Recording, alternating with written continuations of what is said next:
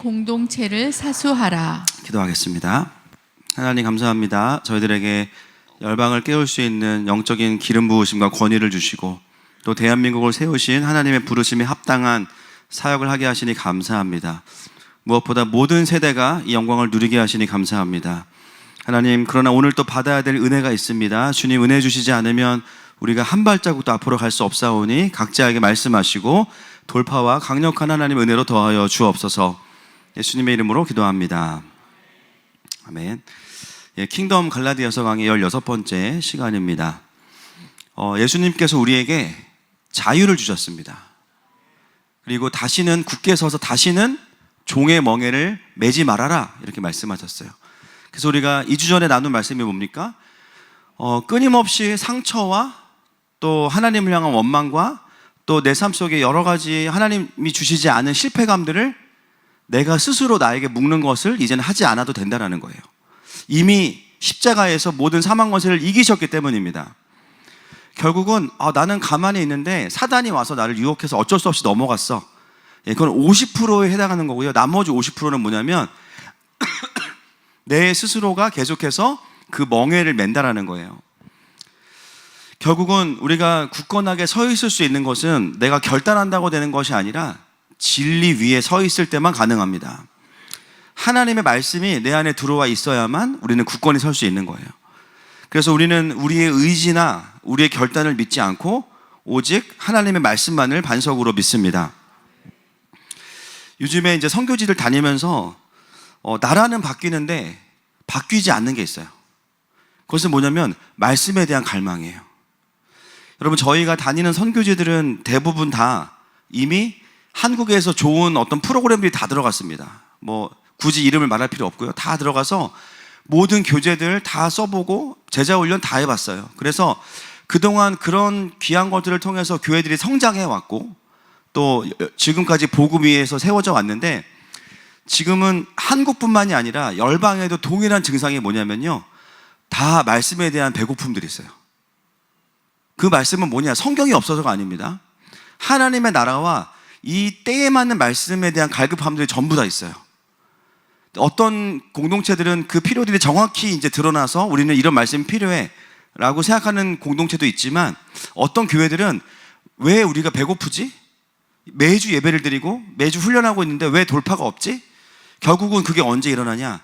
지금에 풀어져야 되는 하나님의 말씀이 풀어질 때 예배의 온도가 올라가고요, 이전보다 더 하나님을 깊이 알게 되는 일들이 일어나고 있습니다. 그리고 이 마지막 때에 합당한 무기와 기름 부으심이 필요한 때가 바로 이 시즌을 우리가 지나고 있죠. 저희가 다녀오는 이제 선교지들마다 다 동일한 얘기들을 하세요. 하나님의 나라가 분명해졌다. 그리고 다 요청하시는 게 뭐냐면 이런 속사람 학교 같은 거. 그동안 어떤 교회들이 그동안 열심히 선교하고 사역했지만 또 다른 면에서는 영혼들의 내면을 말씀으로 바꿔내야 되는데 그렇지 않으니까 자꾸 이제 부작용이 오는 거예요. 여러분, 속사람 학교는 프로그램이 아니죠. 속사람에 대한 말씀을 모아서 집중적으로 보는 시간이 속사람 학교예요. 그리고 디나미스 훈련이나 이런 것들을 너무너무 갈망들이 있습니다. 내일부터는 이제 저희가 또 우리 교회에서 약 40여 명이 함께 3일 동안 속사람 학교를 하게 되는데, 왜 이게 하나님이 왜 이 속사람 학교를 계속해서 더 사용하시고 기름 부으실까? 왜냐하면 마지막 때에는 미혹의 시대고요, 영이 자유케 되지 않은 상태로는 하나님의 일을 감당할 수 없기 때문이에요. 이제는 더 그런 시대가 왔기 때문에 정말 말씀으로 한 영혼을 살려내서 자유케 된 자들이 하나님 나라를 따라갈 수 있지, 혼적인 것으로는 따라갈 수 없는 시대가 더 명확해졌기 때문입니다. 그래서 지난주부터 이제 1어로 번역을 하고 있고, 지금 중국어와 영어로도 이제 번역을 시작해야 됩니다. 결론은 뭐냐면 하나님의 때에 맞는 말씀이 풀어져야 된다는 것입니다. 여러분, 우리가 굳건히 선다라는 것은요, 내가 결단한다고 굳건히 서는 게 아니에요. 그렇죠? 여러분, 우리 결단, 죄송하지만 3일도 가기도 힘들어요. 예배 지각 안 할 거야. 그 다음 주에 지각해. 그렇죠? 예배 빨리 올 거야. 뭐 할 거야. 근데 며칠 지나면 그게 다 흐지부지 돼요. 결국은 뭡니까? 우리 안에 말씀이 들어와야 됩니다. 할렐루야. 그리고 성령께서 나를 사로잡으셔야만 가능해요. 원래 그게 성경이 말하는 신앙생활이었는데 이 사람들이 그것을 사람의 열심으로 바꾸어 놨기 때문에 우리가 갈라디아서 말씀을 오늘 우리의 이야기로 다시 읽어야 되는 것이죠. 자, 오늘 본문 7절과 8절 말씀을 읽어보겠습니다. 시작. 너희가 다름질을 잘 하더니 누가 너희를 막아 진리를 순종하지 못하게 하더냐. 그 권면은 너희를 부르신 이에게서 난 것이 아니니라. 갈라디아 교회는 복음으로 인해서 잘 전진하고 있었습니다. 그러다가 율법주의의 비진리가 들어오면서 그 다름질이 멈추어졌어요. 그런데 오늘 바울이 뭐라고 이야기하냐면 그 권면, 즉 그 율법주의의 메시지는 너희를 부르신 이 하나님으로부터 온 것이 아니야. 그것은 복음으로부터 온 메시지가 아니야 라고 말하는 거예요. 여러분, 영분별에 있어서 가장 중요한 게 뭐냐면 메시지 분별입니다. 이 메시지가 성경의 그 메시지가 맞아? 사단이 하는 일이 뭐예요? 말씀이 막 있는데 그 중에 하나를 딱 집어넣어요. 비진리를 집어넣어요. 인본주의나 사회주의 집어넣어요. 그래서 그냥 말씀으로 받아들이게 만들어요. 그래서 내 속에서 그게 작용하게 만들어요. 결국 영분별은 뭐냐면 열매와 메시지를 분별하는 것이죠. 이것이 하나님으로부터 온 것인가? 조금 더 쉽게 말하면 성경이 말하는 그것이 맞는가? 이것이 영분별입니다. 그래서 영분별은 은사적인 것도 있지만 하나님의 말씀의 맥락대로 이해하는 사람들이 영분별을 잘할 수 있는 거예요.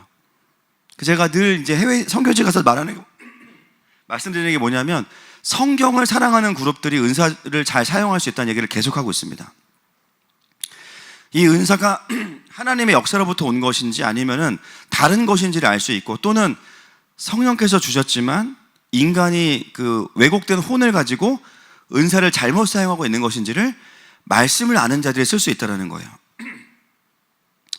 결국은 뭡니까?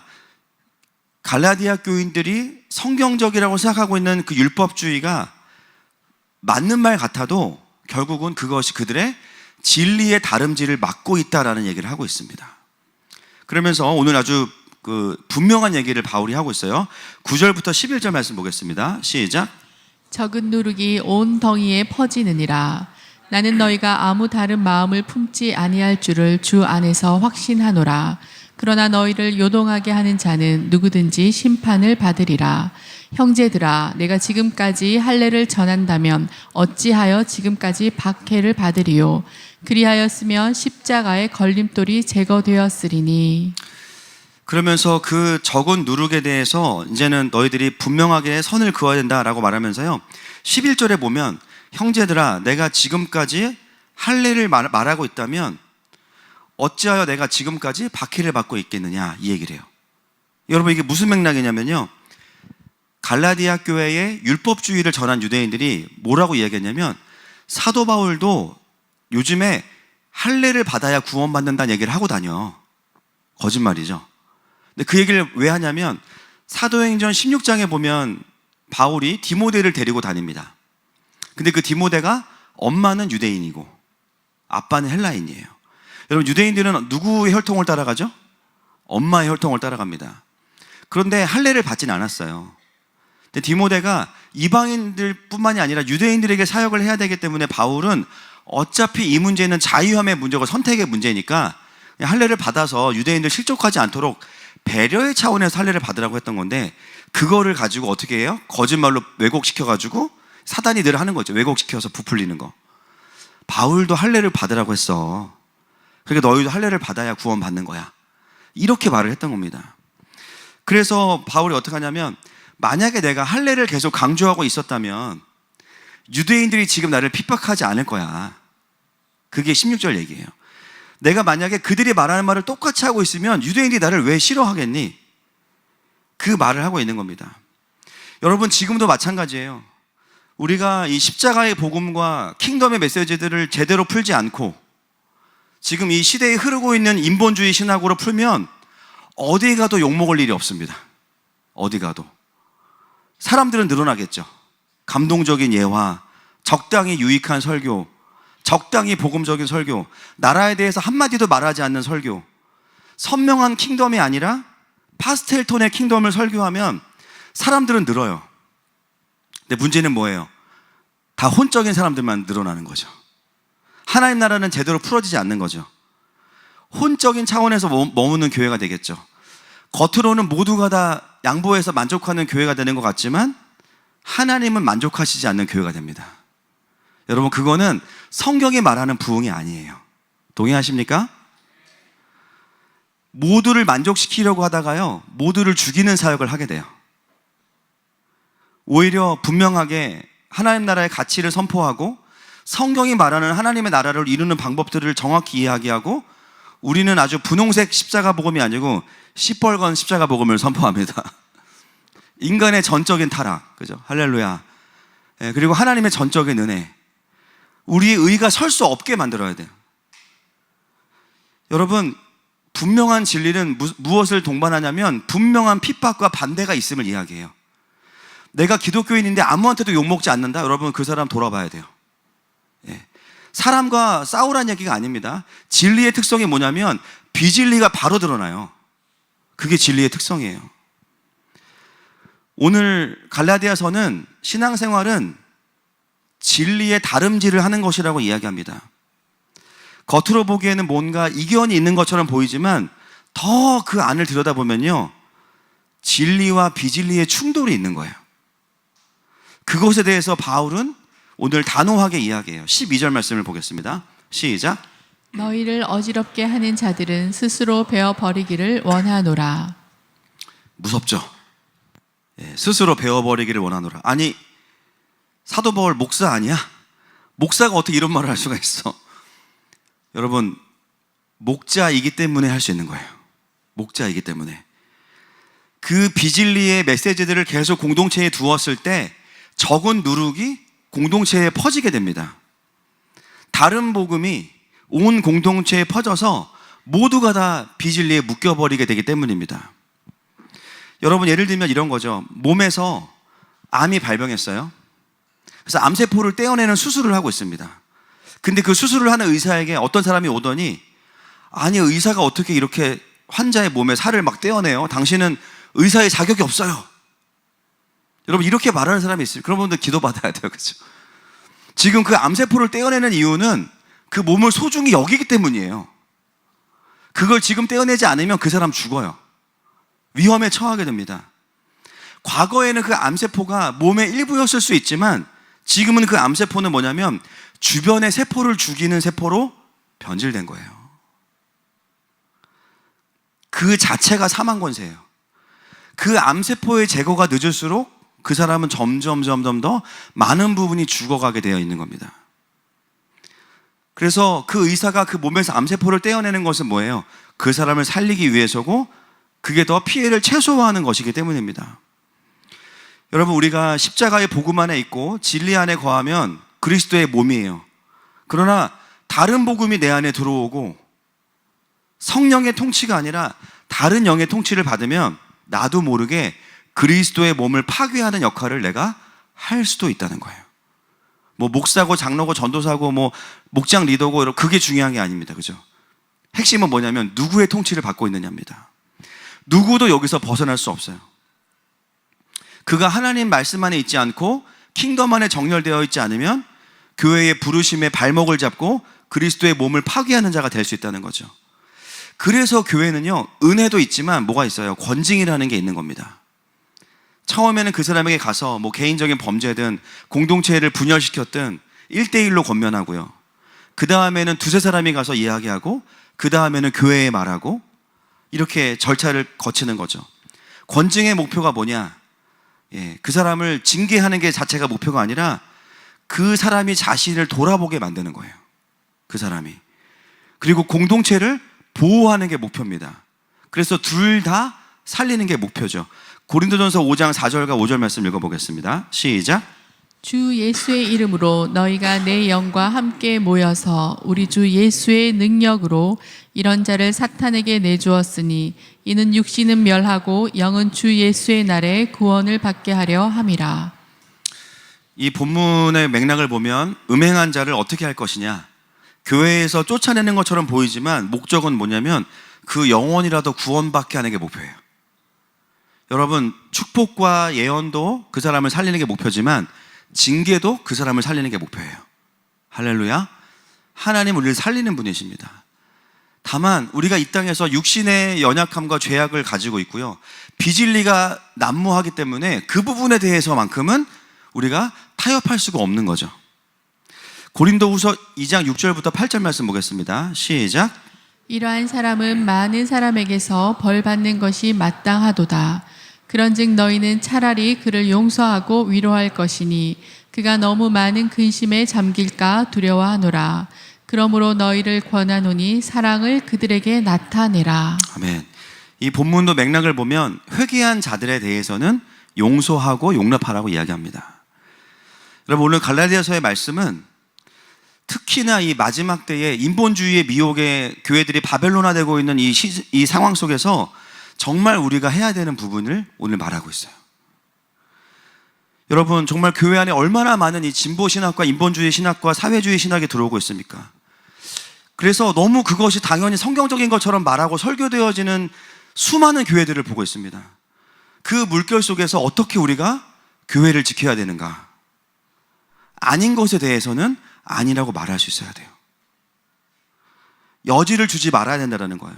결국 그 여지들이 공동체 전체에 퍼지게 되면 공동체가 어떻게 되겠어요? 더 이상 다름질할 수 없는 공동체가 돼요. 더 이상 전진할 수 없는 공동체가 돼요. 그죠? 이것은 진리의 문제이기 때문입니다.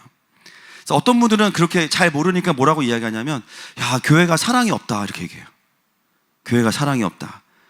왜요? 표면적으로 보면 누군가의 의견을 받아주지 않는 것처럼 보이고, 누군가를 틀렸다고 하는 것처럼 보이고, 누군가를 배제하는 것처럼 보이기 때문이죠.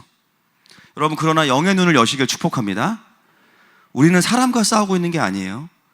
그 사람 안에 있는 비진리에 대해서 말하는 거예요.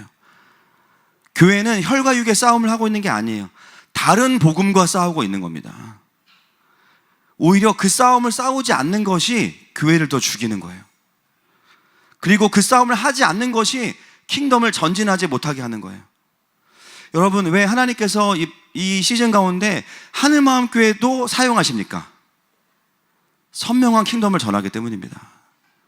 어느새 인본주의화 돼서 네 맛도 내 맛도 아닌 복음, 너도 나도 살지 못하는 고구마 5,000개 먹은 이 복음 속에서 있다가 선명한 십자가의 복음을 얘기하고 명확한 말씀을 선포하니까 사람이 살아나는 거예요. 이미 많은 자들이 그렇게 묶여서 살아가는 시대가 바로 이 시대이기 때문에 갈라디아서 말씀은 더 마지막 때에 합당한 복음으로 우리에게 풀어져야 되는 것이죠.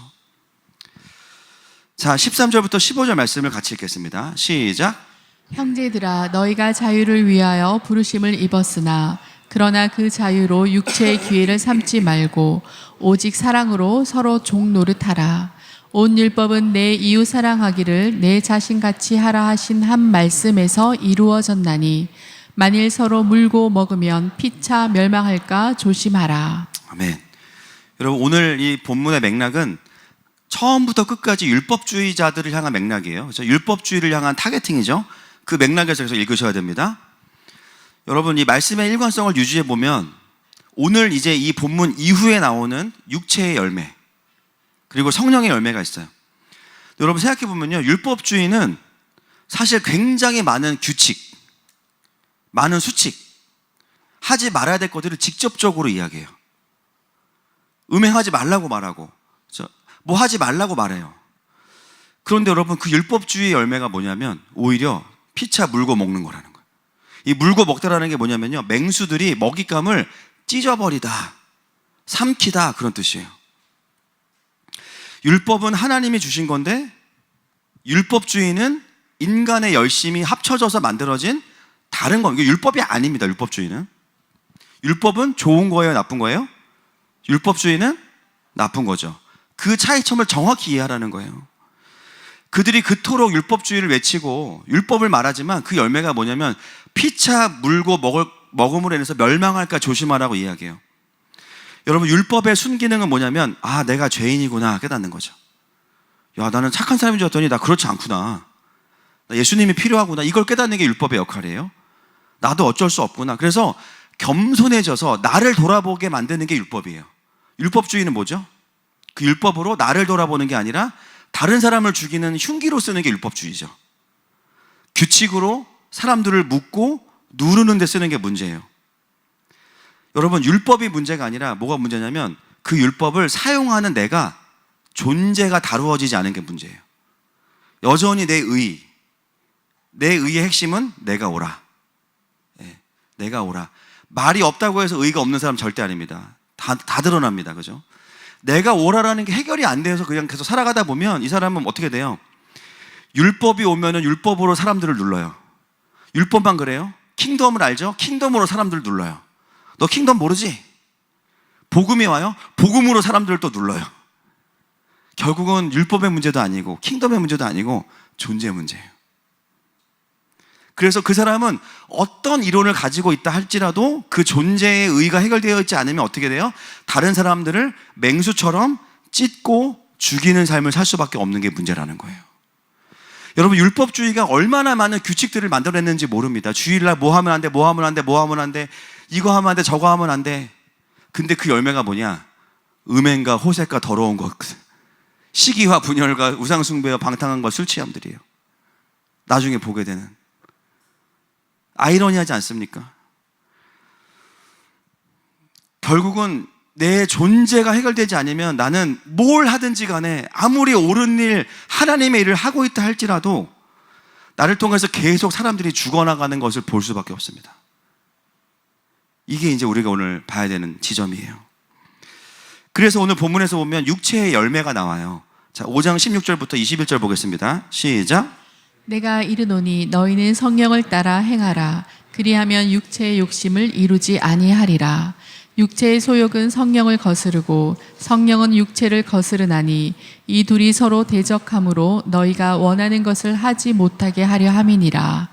너희가 만일 성령의 인도하시는 바가 되면 율법 아래에 있지 아니하리라. 육체의 일은 분명하니 곧 음행과 더러운 것과 호색과 우상숭배와 주술과 원수 맺는 것과 분쟁과 시기와 분냄과 당짓는 것과 분열함과 이단과 투기와 술 취함과 방탕함과 또 그와 같은 것들이라. 전에 너희에게 경계한 것 같이 경계하노니 이런 일을 하는 자들은 하나님의 나라를 유업으로 받지 못할 것이요. 아멘. 여러분, 이게 지금 누구를 향해서 하는 말입니까? 율법주의자들이에요. 바리새인 공동체입니다. 사도 바울이 갑자기 육체 열매를 얘기하는 이유는 율법주의로 그 모든 것을 규칙으로 만들어서 사람들을 누르고 금하고 있지만 아이러니하게도 그들 안에 그 문제들이 해결되지 않고 다 뒤에서 튀어나온다는 거예요. 여러분, 우리가 다른 사람들을 눌러서 뭘 할 수 있는 것은 한계가 있어요. 여러분, 눌러보셨고 눌려보셨죠? 눌려있어요 지금 보니까. 죄송합니다, 화내서 제가. 예, 우리가 다 경험했잖아요, 그죠? 그래서 여기 있는 거 아닙니까? 정말 구체적으로 아주 세부 사항까지 다 만들어 놓은 게 그 율법인데, 겉으로는 그 행동을 못하게 하면 문제가 해결되는 것처럼 보이지만 결국은 뭐냐면 그 사람의 속사람을 고치지 못하면 모든 죄성들은 다 튀어나온다는 겁니다. 그러니까 제가 그리스도인들이 잘못된 비진리가 뭐예요? 그리스도인은 착한 사람, 이거 아니라 그랬죠. 우리 안 착해. 축복합니다. 아시죠? 예, 단무지 3개 나오면 화나는 거 아시죠? 짜장면집에서. 우리 그런 사람들이에요. 그렇죠? 그러니까는 다 그리스도인들은 다 분노 조절장애예요. 참다가 터지는 거. 참다가 이자 붙여가지고 빵 터지고 또 회개하고. 그걸 언제까지 할 거야? 우리가 화산도 아니고. 그러니까 결국 이게 딱 교리로 답으로 와 있지만 존재로 풀어내는 게 뭔지 모르니까 계속 참다가 빵 터지고 참다가 빵 터지고. 참는 이유는 뭐예요? 내가 화내면 저 사람 죽으니까 참아. 근데 결국 뭐예요? 화내서 다 죽여 마지막에. 사망 권세 계속 그냥. 네가 죽을래? 내가 죽을래? 오늘은 내가 죽게. 내일은 네가 죽어라. 주변이 다 그냥 피가 철철 넘치는 거예요. 여러분, 그래서 율법주의라는 것은 갈라디아 교회 안에서만 문제가 아니라 인간 존재 본성의 문제고 죄성의 문제입니다. 결국은요, 그 사람 안에 있는 근본적인 게 진짜 십자가의 복음으로 다루어지지 않고 성령의 감동으로 다루어지지 않으면 그 어떤 인간의 강함으로도 그거는 다루어지지 않습니다. 그래서 예수님께서 바리새인들한테 화내시죠. 마태복음 23장 25절 보겠습니다. 서기관과 바리새인들에게 시작. 화 있을진저 외식하는 서기관들과 바리새인들이여, 잔과 대접의 겉은 깨끗이 하되 그 안에는 탐욕과 방탕으로 가득하게 하는도다.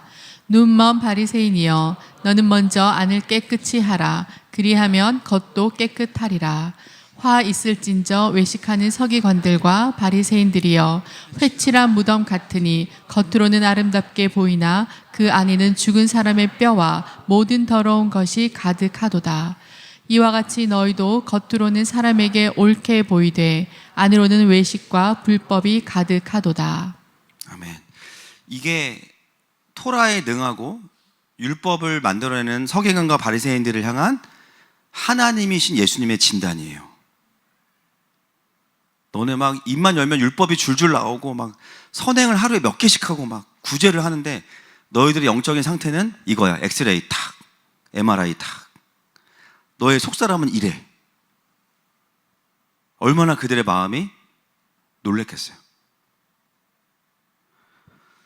본인들은 다른 사람들에게 굉장히 높은 기준을 막 제시하지만 정작 자신들의 마음 안에는 온갖 불법과 탐욕과 교만이 가득해요. 그 율법이 어떻게 해요? 다른 사람을 향하기 때문이죠. 율법의 순기능으로 나에게 작용하는 게 아니라 눈에는 항상 거슬리는 건 저 사람은 이게 문제고 저 사람은 저게 문제고 거기에 최적화되어 있어요. 경건의 모양에 대해서는 엄청 강조하지만 말하면서 그 기준에 합당하지 못하면 판단하고 정죄하지만 경건의 본질에는 접근하지 못하는, 여러분 이거는 율법주의자들만이 아니라 율법주의를 가지고 있는 그리스도인들이 다 똑같습니다. 제가 그래요. 예배 때 누가 뭐 어떻게 해요? 본인 예배 안 드린 거야. 그죠? 본인 예배 안 드린 거야. 사람들 쳐다보고 있었지. 그 사람은 주님께 맡기고 난 내 예배 드리려면 누가 뭐든 상관없어요. 신경 안 써요, 별로. 여러분, 오늘 19절 이하에 나오는 이 갈라디아서에 나오는 이 모습들은요, 아이러니하게도 세상 사람들을 말하는 게 아니에요. 율법주의 공동체, 지금으로 따지면 교회예요, 이거 지금. 교회의 영적인 현실을 말하는 겁니다. 속사람이 다루어지지 않고 복음이 풀어져 있지 않고 영의 원리가 풀어져 있지 않은 공동체의 특성은 겉으로는 옳은 말, 선한 말 엄청 많이 하거든요. 착한 일도 많이 해요. 근데 뒤에서는 다 이런 모습이 다 드러나 그냥. 그게 뭐냐면 진짜로 바뀌지 않았고 그들의 내면이 다루어지고 있지 않은 채로 말 그대로 정치적 옳음이 아니라 종교적 옳음만으로 모여있는 사람들. 쉽게 말하면 정신 승리하는 사람들이죠. 우리는 이렇게 하니까 우리는 착한 공동체고 세상에 빛이 되는 공동체야. 그러나 그들의 내면은 똑같아요. 겉으로는 표시가 안 나고요. 굉장히 많은 퍼포먼스와 아웃풋이 나옵니다. 그러나 그 속에는 서로에 대한 기준과 판단이 가득해요. 어때요? 정죄와 시기와 분열이 결국은 시간이 지나면 일어날 수밖에 없어요. 여러분, 이것은 복음이 아니에요. 이거는 성령께서 우리를 바꾸시는 그 원리가 풀어져 있는 게 아니에요. 어떤 올바름만으로는 사람을 바꿀 수도 없고 하나님의 일을 할 수도 없습니다. 그리고 이 영의 원리가 풀어져 있지 않으면 중요한 건 뭐냐면 내 주변 사람들은 다 죽어나가요. 여러분, 제가 이걸 어떻게 이렇게 자세히 알겠어요? 제가 그랬으니까. 그렇죠? 이거 안 경험해본 사람 몰라요. 여러분, 내가 당장 어떤 것으로 그렇게 영의 원리로 가지 않으면요, 당장 일은 돼요. 막 어떻게 해서든 일은 돼. 그런데 빨리 돼. 근데 결국 어떻게 되냐? 분열되고 와해되고 내 주변에 아무도 안 남아. 계속 외로워져요. 저도 저의 신앙의 여정이 뭐 길진 않지만 돌아보면 여러 단체에서 사역했고 또 연합 사역도 많이 했고 부교육자로 사역하면서도 저도 저를 돌아보면 제 의와 기준과 판단으로 사역을 해서 내 주변 사람들을 돌리던 때가 있었어요. 저는 막 경쟁을 좋아하고 먼저 성취하는 걸 좋아하고 막 그런 걸 즐겼던 시간들이 있었기 때문에, 근데 돌아보면 제가 했던 일들은 다 옳은 일이었어요. 성경적이었고 하나님이 기뻐하실 만한 일이었고, 저는 막 그런 걸 사역해서 막 범죄한 게 아니잖아요. 막 사역을 했잖아요. 그럼에도 불구하고 제 주변에서 많은 자들이 죽어나갔던 이유들, 나중에 돌아보니까 그게 뭐냐면 그 모든 것의 기준이 나였어요. 이게 정말 무서운 겁니다. 이게 진짜 교만 오브 교만이에요. 내가 하는 만큼 못하면 다 내가 속으로 판단하고 있어. 나보다 과도하게 잘하는 사람을 만나면 또 속으로 눌리고 있어. 그러니까 누굴 만나도 우리가 리바이벌 해야 되는데, 할렐루야. 누굴 만나도 풀어지고 살리고 살아나야 되는데, 아니면 나보다 더 귀한 분들을 만나면 내가 더 도전받고 그 사람을 존중해야 되는데, 그게 아니에요. 판단하거나 눌리는 삶을 계속 살고 있어요. 그러니까 뭔가 그럼에도 불구하고 나를 통해서 하나님의 일은 일어나지만 정작 나는 죽어가. 내 주변 사람도 죽어가요. 내가 잘하고 있는 것들만 나에게 딱 무기가 되어서 그것들을 가지고 다른 사람들을 판단하는데 이것들을 사용해. 거기에 도달하지 못하는 사람들에 대해서는 기준을 제시하고 누르는 거, 강박하는 거. 근데 내가 어떻게 생각하냐면 나는 지금 옳은 말을 하고 있다고 생각해요. 이렇게 가야 되는 게 맞아. 그게 하나님이 맡기신 일을 성취하는 거라고 생각하니까는요, 거기에 어마어마한 당위성과 명분이 실립니다. 얼마나 그 사람들을 누르는 힘이 강하겠어요. 처음에는 그것이 이상하다고 생각한 적이 없어요. 나는 옳은 일을 하고 있으니까는 이건 맞는 거야. 이거는 합당한 분노야. 그리고 맞다잖아. 그죠? 그냥 그 사람들은 다 부족한 사람들이고 영적인 루저야. 그렇게 생각했던 거예요. 그 사람들은 게으른 거야. 그 모든 거의 기준이 뭐냐면 나예요, 나. 내가 판단자고 내가 기준이고. 여러분, 이게 자기의라는 겁니다. 이게 정말 무서운 거예요. 이게 해결이 안 되고 리더가 되면요, 그 권위 아래 있는 사람들이 죽어갈 수밖에 없어요. 그러니까 사역을 하면서 제 안에 뭐가 있냐면 계속 분노가 쌓여. 근데 티를 안 내야 돼. 나이스 해야 되니까. 점점 차올라요. 그러다가 빵 터지고 그죠? 밖에서 안 터지면 집에서 터지고. 뭔가 이상한 거죠. 그 여정 속에서 제가 로마서 강의하면서 저도 굉장히 아주 그냥, 전 로마서 강의가 제일 힘들었어요. 그냥 하나님 앞에 난도질 당하는 시간. 제일 힘든 시간이 월요일이에요. 왜냐하면 주일날 설교하고 나면 월요일부터 또 본문을 잡아야 되는데 죽을 것 같아. 그럼 수요일까지 난도질 당하고 이제 설교해야 돼. 제가 설교하고. 근데 그 시간을 지나면서 저의 존재를 하나님 다루시는 걸 보게 됐어요. 아, 이게 바로 나의 의라는 거구나. 그리고 내가 그리스도인이라는 명분으로, 사역자라는 명분으로 정말 내 의를 계속 차곡차곡 강화시키면서 왔구나. 그걸 보게 돼요. 내 안에 그리스도가 살아있어야 되는데, 할렐루야. 그리스도를 가장한 내가 살아있어. 거기에 하나님 나라라는 명분까지 생기니까요, 이거는 맞는 칼입니다. 맞는 칼. 다 죽일 수 있어요. 이 사람 날리고 저 사람 날리고. 근데 예수님 뭐라 그래요? 네가 비판하는 그 비판으로 네가 헤아림을 받을 거야 그랬어. 이게 얼마나 무서운지 아십니까? 트럼프가 그랬죠. 지금 한국에서 숙청과 혁명이 일어나고 있다고. 네, 놀랍지 않습니까? 다 알고 있어요. 다 알고 있어. 근데 우리 인생이 뭐냐면 내 주변을 숙청하는 거야 계속. 나중에 누가 숙청당할까요?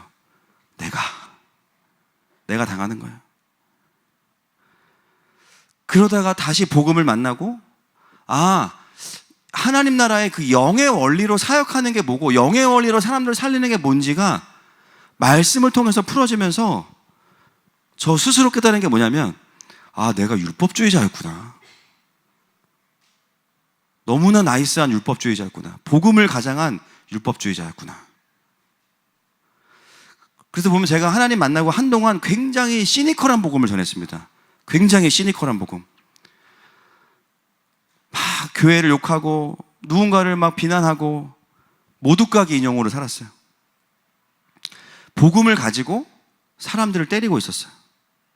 그런 저를 하나님께서 어느 순간 돌아보게 하셨어요. 내가 모든 것에 내가 기준이었구나. 여러분, 우리의 기준은 하나님이시죠. 근데 그게 내 존재로 오는 거는 또 다른 문제예요.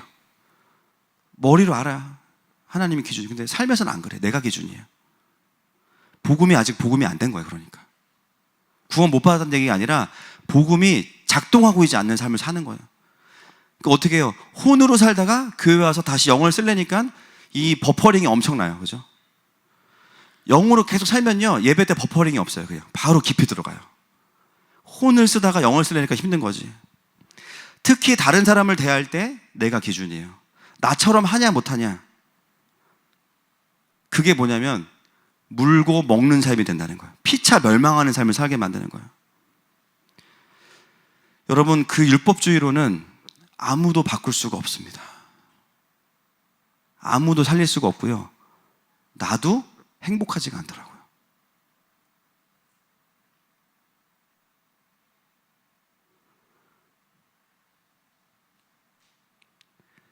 그래서 그것들이 지금도 전 있어요, 솔직히. 그러나 그때부터는 뭐가 바뀌었냐면요. 아, 내가 누군가를 죽이고 있구나라는 걸 아는 순간부터 내가 바뀌어요. 죄송하지만 아직도 저는 많은 분들을 어렵게, 그러나 아, 내가 지금 누군가를 또 죽이고 있었네? 를 아는 순간 멈추어지게 돼요. 그리고 그때부터 어떤 훈련을 하냐면 내 기준이 아니고 지금 이 사람을 끌고 가시는 하나님의 시간표와 그 때가 어떤 때지, 이거에 집중하게 돼요. 그럼 어떻게 되냐? 그 사람을 판단하는 시간보다 그 사람을 향한 하나님의 마음을 듣는 시간이 더 많아지기 시작해요.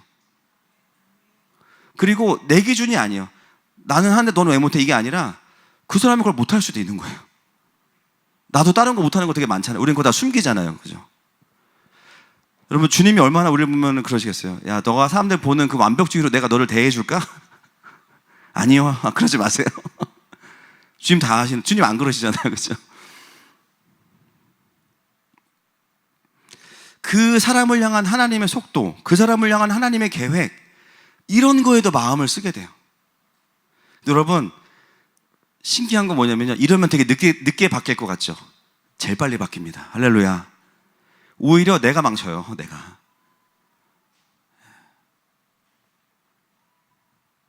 그래서 단순히 어떤 우리의 미니스트리라는 것은 그냥 내가 마음에 안 드는 사람 불러가지고 혼낸다고 바뀌는 거면 여러분, 국밥집 할머니는 벌써 그러면은 10만 명 교회 담임 목사님 됐을 거예요. 그냥 마음에 안 드는 거 바로바로 욕하면 깍두기 네가 처먹어. 이거 한번 그냥 끝나는 거야.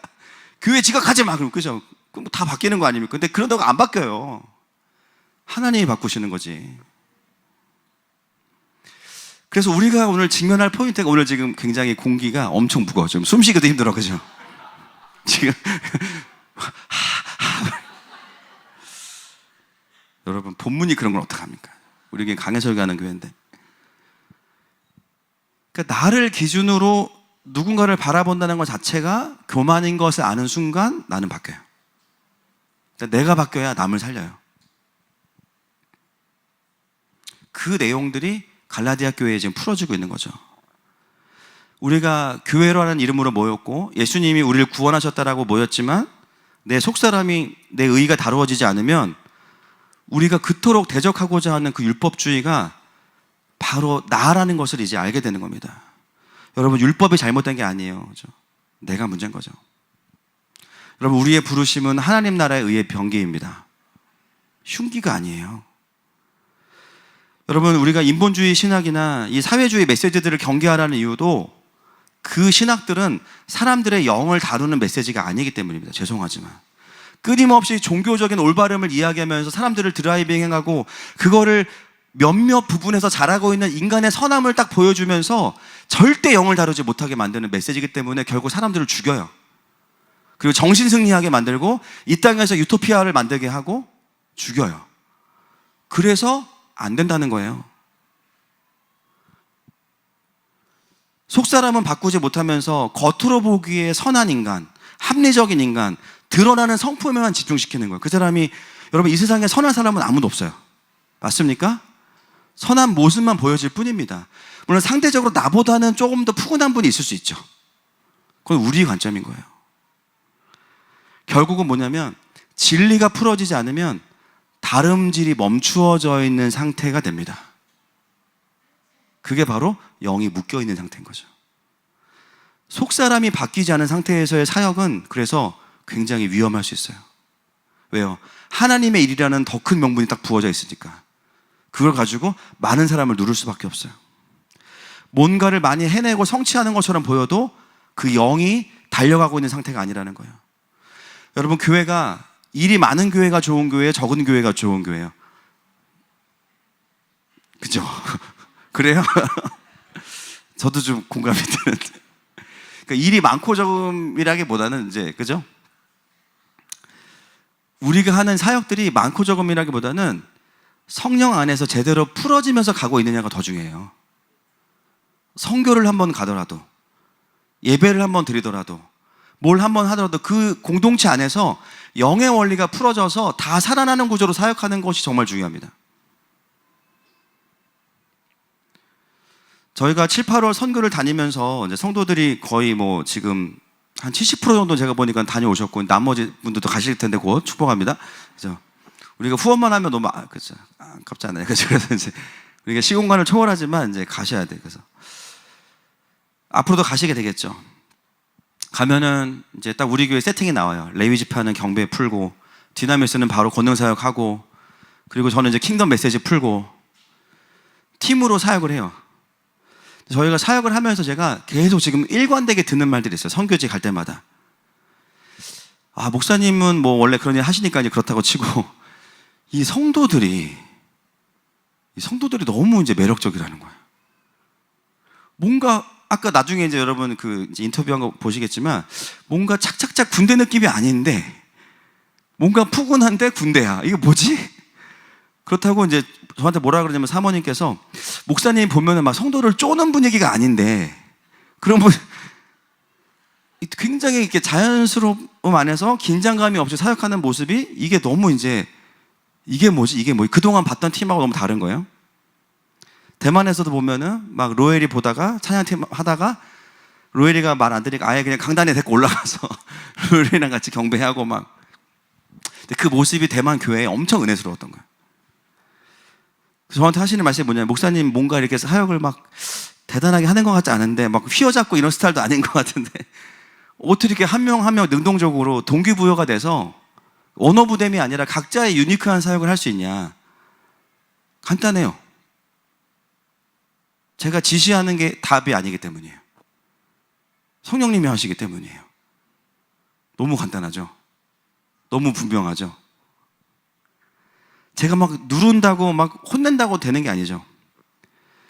여러분, 그동안 우리가 해왔던 훈련이 뭡니까? 결국은 이 속사람을 다루는 거에 집중하고, 예배 때마다 그 메시지를 풀어내고, 나에게 임하는 하나님 나라와 열방에 임하는 하나님 나라를 같이 보게 만들면서 하나님께 집중하고 하나님께 정렬되게 만든 거예요. 그거는 앞으로도 계속 그래야 됩니다. 그리고 각자가 하나님의 음성 앞에 반응하게 만드는 것에만 정말 올인하면서 교회가 왔어요. 그래서 이 사역은 사람이 하고 있는 게 아니죠. 이번에 대만에 가서 디나미스를 하면서 제가 몇 사람 이제 축사한 거 말고는 전부 다 교육자들과 성도님들이 다 했어요. 강력했어요. 제가 느낀 게 뭐냐면, 디나미스 사역은 이제 같은데 약간 내수용과 해외용이 약간 다른 것 같아요. 그러니까 틀리면 안 되는데, 그러니까 선교지 메리트가 있어, 확실히. 그리고 하나님 보시기에 지금 이 공동체는 디나미스가 아주 정교하게 풀어줘야 돼, 그러면요 장난 아닙니다. 요번에 대만 가서 느꼈어요. 그러니까 그만큼 은사에 대한 사모함이 있지만 은사주의에 대한 두려움이 있는 공동체는 하나님이 모든 장비를 사용하셔서 커트를 해주시는 것처럼 그렇게 다루시는 거죠. 그래서 그냥 단순히 어떤 하나의 주제를 강의하고 오는 차원이 아니라, 교회 하나를 그냥 일주일 동안 있어서 완전히 뒤집고 새롭게 하는 사역들을 하나님이 하시는 거예요. 아멘입니까? 그러니까는 성도들이나 저나 뭐냐면, 상황은 계속 바뀌어요. 막 진짜 준비한 거 슬라이드 거의 못 쓰고, 막 그냥 오늘 무슨 설교 되지? 그날 아침에 들어야 되고 막. 그리고 6시에, 7시에 예배면은 6시에 임 전사님한테 오늘 이런 설교 할 거야 보내놓고선 6시 반에 설교가 바뀌어 막. 야, 제가 굉장히 제이잖아요. 그죠? 계획적인 사람인데, 정말 이 비웃음은 뭡니까? 존재를 거스르는 사역을 하고 있어요. 근데도 그런 거에 대한 좀 어려움은 있지만, 많은 분들이 느끼는 게 뭐냐면, 이 팀은 이상한 긴장이 없다는 거예요. 선교지 왔어, 잘해야 돼, 부담 막 이런 게 없다는 거야. 그냥 편안해. 아, 상황이 바뀌었어? 거기에 맞춰서 가지 뭐. 예, 준비를 안 한다는 개념이 아닙니다. 준비했지만 하나님의 인도하심을 따라간다는 거예요. 그래서 어떤 걸 느꼈냐면, 사모님께서 일상의 정서와 사역의 정서가 같은 교회를 처음 봤대요. 우리 잘 모르시는 거야. 그렇죠? 그래서 대리운전은 아닌데 앞뒤가 똑같다. 그죠? 1588 그지? 그 제가 아무 말 안 했어요. 또 불리한 거 얘기 안 하면 안 되죠. 아니, 잘 모르셔. 그런 얘기 굳이 할 필요 없잖아. 근데 본인이 느끼기에는 선교지 와서 이렇게 뭔가 그냥 강단 위에서의 긴장이 없고, 이게 이상하다. 여러분, 제가 지금 무슨 말씀을 드리는지 아시겠죠? 그것이 바로 갈라디아서가 말하는 우리에게 자유를 주셨고, 그러나 서로 사랑으로 종노릇하고, 그러나 그게 어떤 묶임이 아니고 질서가 있고 하나님이 일하시는 거. 그거는 제가 막 회초리 들고 다니면서 막 이게 아니라는 거예요. 여러분, 교회는 더더군다나 세상 조직과 다릅니다. 비슷한 부분도 있지만 교회야말로 성령에 의해서 공동체가 돌아가는 걸 보여줘야 되는 공동체가 바로 교회입니다. 그래서 야, 이 공동체는 신기하다. 이게 뭐 리더가 있긴 있지만 하나님이 보이는 거예요. 목사가 시켜서 하는 게 아니고 성령의 감동에 따라서 하는데 그게 정렬되어 있는 거예요. 여러분, 그걸 가로막는 게 뭐냐면 사람의 판단과 통제예요. 이거는 성향의 문제도 아니고 기질의 문제도 아니에요. 오늘 이 본문에 보니까 우리가 우리의 육체의 일을 맺으면 어떻게 되냐? 하나님의 나라를 유업으로 얻지 못한다, 이렇게 나와요. 그 뭐냐면 하나님의 부르심을 성취할 수 없다는 거죠.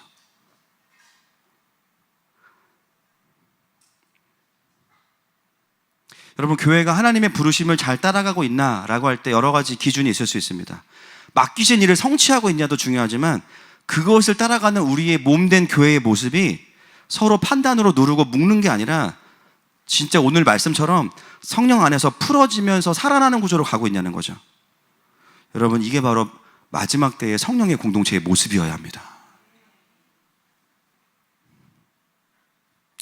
지금 저기 가까운 대륙 땅, 아시죠? 요즘 저희가 약간 좀 위험해질 것 같아서 이런 말을 하기가 좀 그 씨로 시작한 나라, 신임 땅 알죠? 거기 이제 그 나라에 변화들이 있는데 한동안 그 대륙의 나라도 대형 교회가 막 생기는 구조가 막 나오다 보니까 한국 교회랑 비슷한 구조가 있었대요. 뭐 10,000명, 뭐 20,000명. 근데 지금 최근에 전부 다 지하교회들도 3자교회로 등록을 하지 않으면 다 폐쇄시켜 버렸어요. 그래서 대부분의 지하교회들도 3자교회로 등록을 했어요.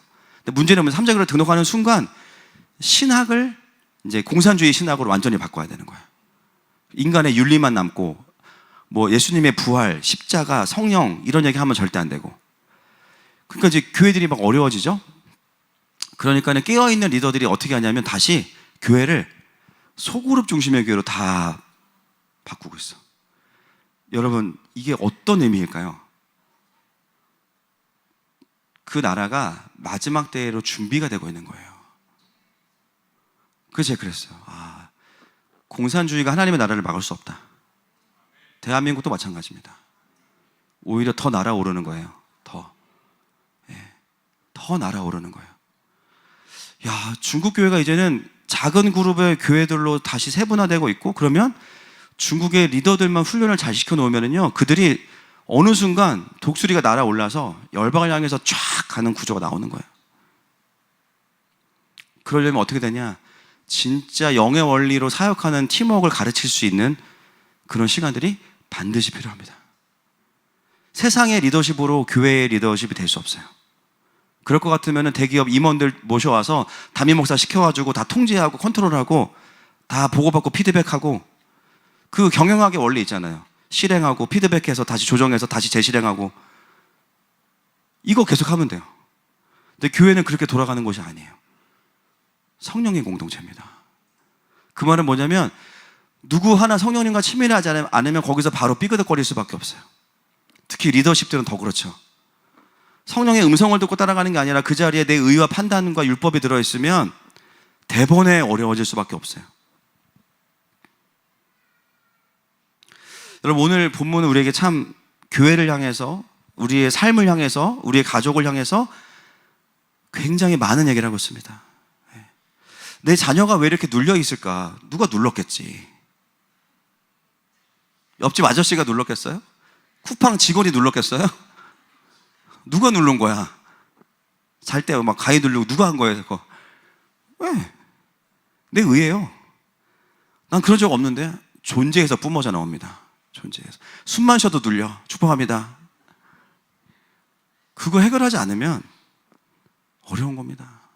선교를 나간다고 선교가 되는 게 아니고 교회를 온다고 신앙생활 되는 게 아니고요. 존재가 해결되지 않으면 그냥 계속 주님께 스미마생 하는 거예요. 주님 송구합니다. 계속 하는 거예요.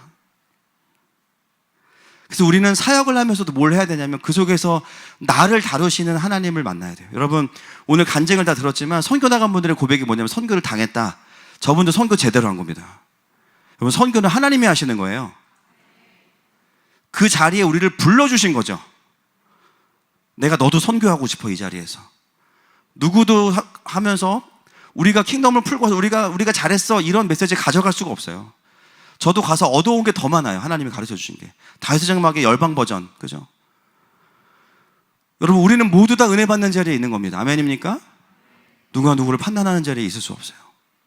그런 마음이 올라오면 싸워야 돼요. 그대 의와 싸워야 됩니다. 누군가를 누리고 싶으면 싸워야 돼요. 여러분 왜 누르는지 아세요? 나에게 영적인 권위가 없기 때문이에요. 그거는 다른 문제입니다. 왜 나에게 영적인 권위가 없지? 영적인 권위가 있으면 그 사람이 뭐 권위주의적인 사람이든 권위적이 아닌 사람이든 그 사람의 말을 듣게 돼 있어요. 아, 내 영적인 권위가 지금 없는 거구나. 내 말에 기름 부으심이 없는 거구나. 그러면 어떻게 해요? 나를 돌아봐야 되는 거죠.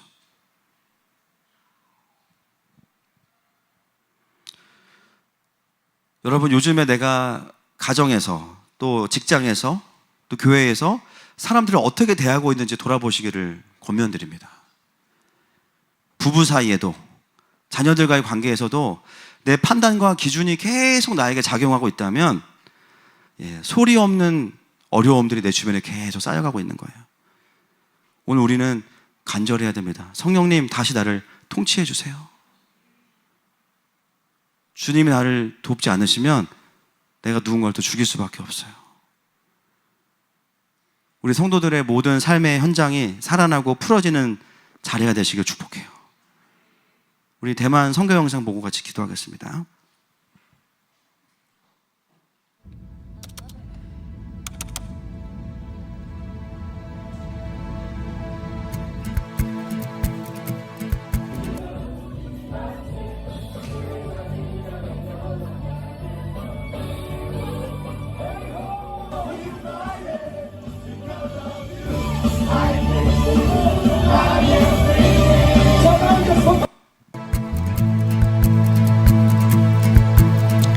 목사님 이단처럼 나오지 말고 선명하게 나오게 해주세요.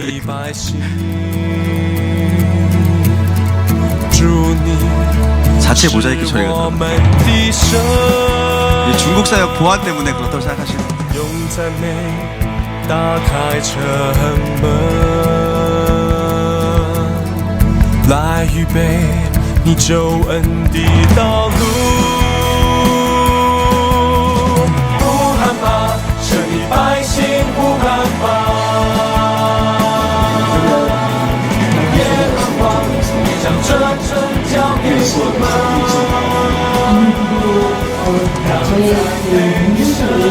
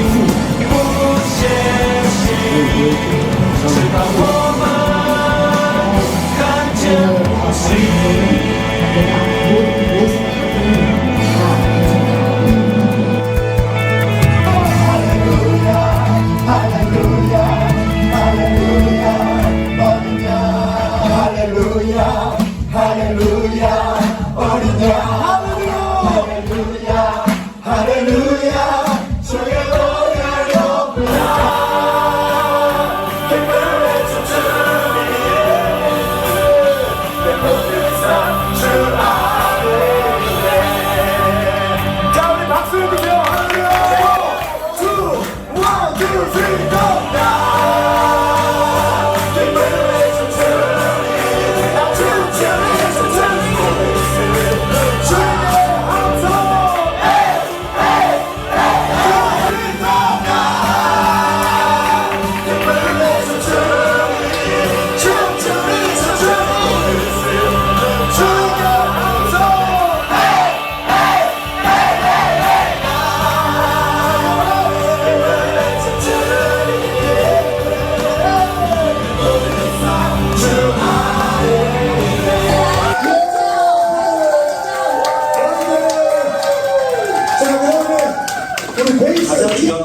하나님의 눈으로 세상을 해석할 수 있어야 돼요. 尤其重要的就是要用神的眼光能够解读这个世界， 그리고 복음과 성령의 권능으로 사람들을 살릴 수 있어야 돼요.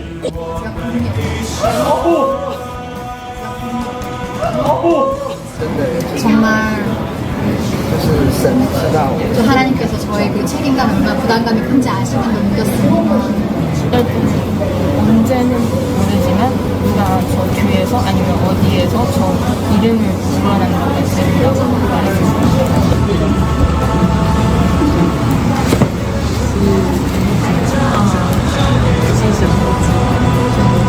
하나님의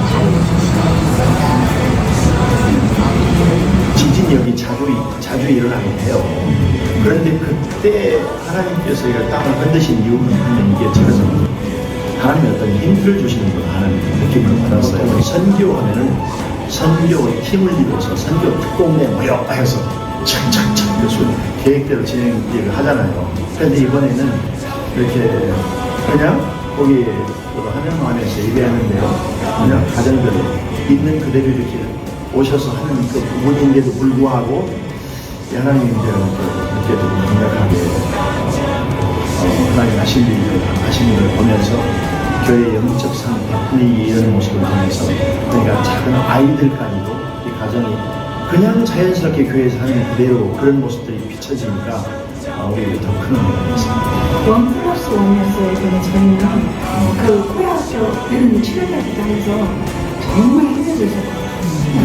함께 갈 수 있는 목사님은 또 교회가 있다는 점 참 감사하고 한 분 한 분을 보면서 너무 귀한 분들이고 그래서 저도 참 사랑한다는 말은 서툴지만 표현을 하고 싶고 앞으로 같이 갔으면 참 좋겠습니다. 정말 감사한 말, 감동, 이 밤을 다 세워서 해도 못할 것 같아요. 너무 부럽네요. 우리 목사님 참 좋은 목사님이시라고 생각했는데.